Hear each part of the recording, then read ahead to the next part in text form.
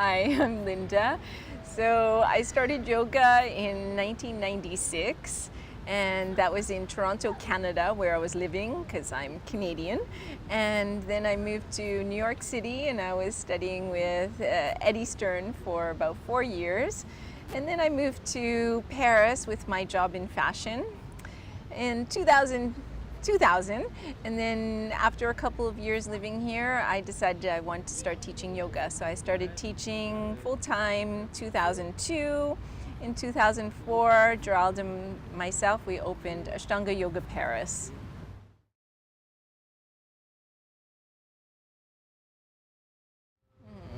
Yoga, I feel like it's my life, first of all.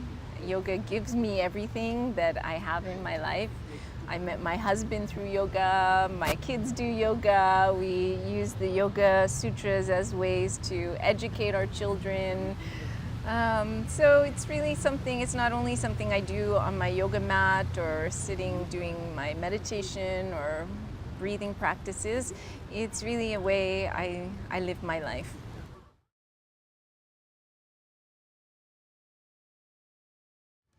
I have no idea what a yogi is.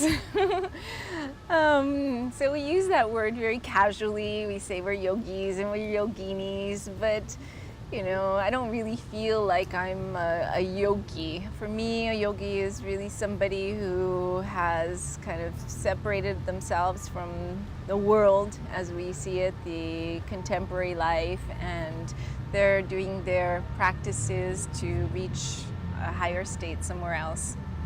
Not in the beautiful city of Paris.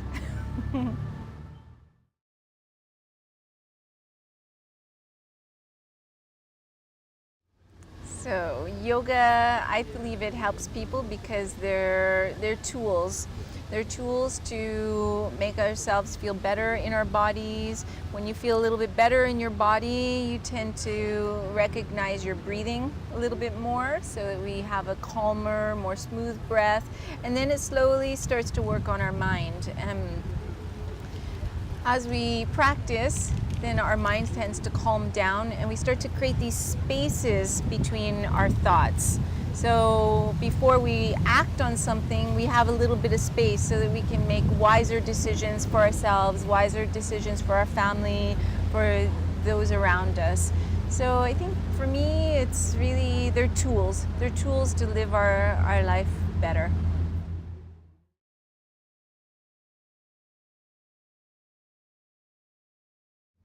How do I help people? Well, I teach these tools, and I do my best to teach in a compassionate way, an understanding way, giving people a positive outlook towards the yoga, so that, because I feel like life is already really hard, and I want to be a yoga teacher that can give these tools and be open to them doing what they need to do with those tools to make their lives better.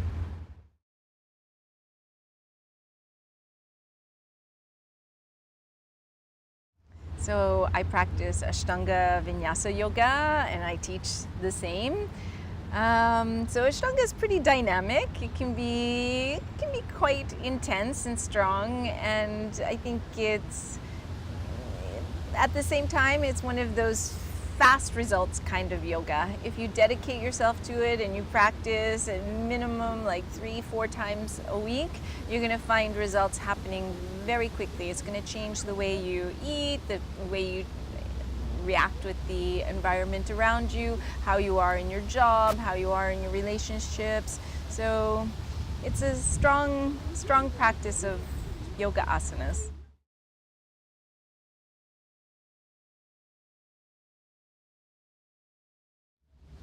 So if you want to try yoga for the first time, I would say to find a teacher that is teaching different levels of classes. Sometimes there's more classes out there that are for all levels of practitioners, and I think it can turn some people off sometimes because they enter there, it seems like everybody else knows what they're doing except them. So if you come into a class where it's built for your level, then you're going to learn really step by step. You learn the basics, and then when you're ready to move on, you learn a little bit more. And I find that when people approach the practice like that, they kind of bloom more in the practice.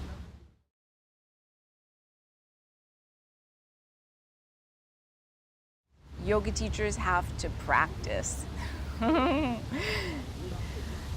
It's hard.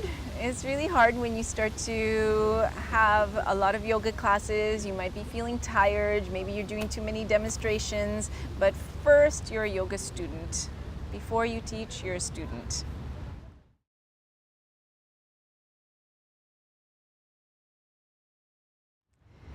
So some tips for practicing yoga at home.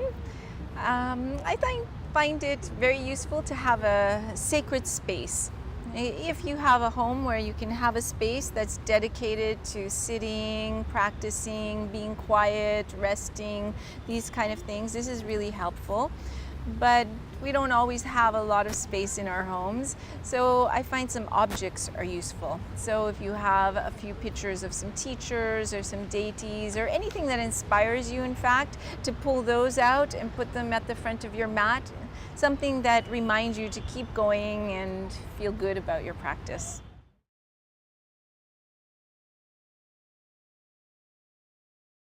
So the message for the YogaNet community is to be kind and compassionate to yourself.